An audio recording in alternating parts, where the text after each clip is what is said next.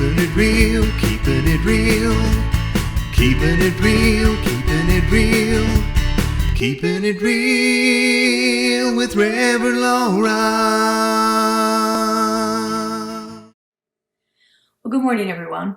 Welcome to Keeping It Real. I'm Reverend Laura, and Keeping It Real is our chance to take a look at some of the spiritual principles that we talk about each month and really apply them in a practical, real life kind of way in our lives. So for the month of September, we're talking about the idea of unity.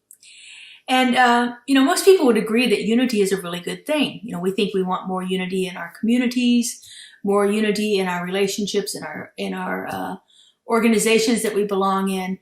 The idea of unity is, it's a kind of one of those high and holy ideas that we would lead to having less divisiveness in our world if we were able to experience unity more often. As I've been doing my research this month, I've been surprised by one thing that keeps coming up in all of the things that I'm reading about this idea of unity. And that is always joined with the idea of humility. Humility, of being humble. We want to experience this idea of oneness, the sweetness that comes from being in a harmonious relationship. We want to experience the oneness of the world as opposed to the divisiveness and the sense of separation that we so often feel in the world. But how many times are we sure that we want unity or oneness, but it has to be on our terms? We want people around us to change so that they feel like they're one with us. But are we necessarily willing to change ourselves? We want peace on our terms, but we want it without having to deal with things like humility or things like empathy and compassion or being a little selflessness. If we want unity, we need to be able to value those qualities as much as we value the qualities of freedoms and rights and expressing my own opinion and getting my point of view across. So often we are more focused on those ideas than we are on this idea of shifting whatever is happening within ourselves to make us feel more united with those around us. But this practice of humility takes us away from all of our point of view being so important. It takes us to a place where we can see the importance of what somebody else has to say. And not only the importance of what they have to say, but we can see their experiences and honor them and understand how their actions are coming about from the experiences that they have.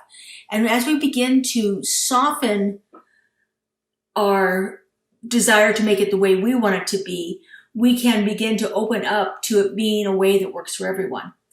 Here at Centers for Spiritual Living, that's our vision, is to create this world that works for everyone in all of creation. But sometimes we have to do a lot of work to get to that place. And sometimes we have to give up some things that we are very attached to in our lives.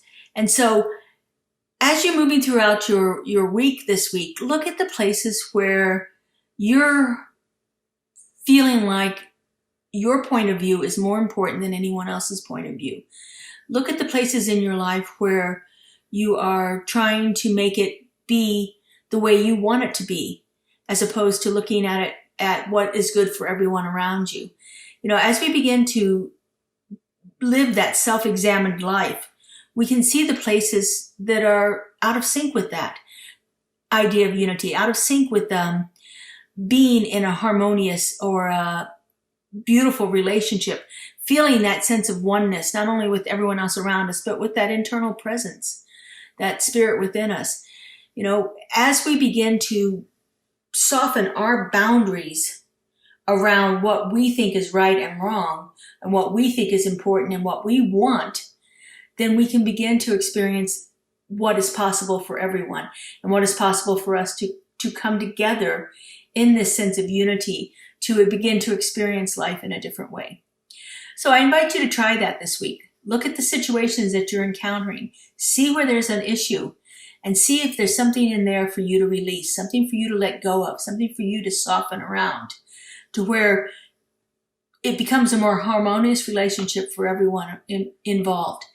Find that opportunity to be humble, to be not so focused on what our own self-importance is or what is important for us in our own lives, but to look at what's out there for everyone and what is good for the common good. What is the most beneficial for everyone involved. Have a great week, everyone, and we'll see you back here next week on Keeping It Real. Bye-bye. Keeping it real with Reverend Laura.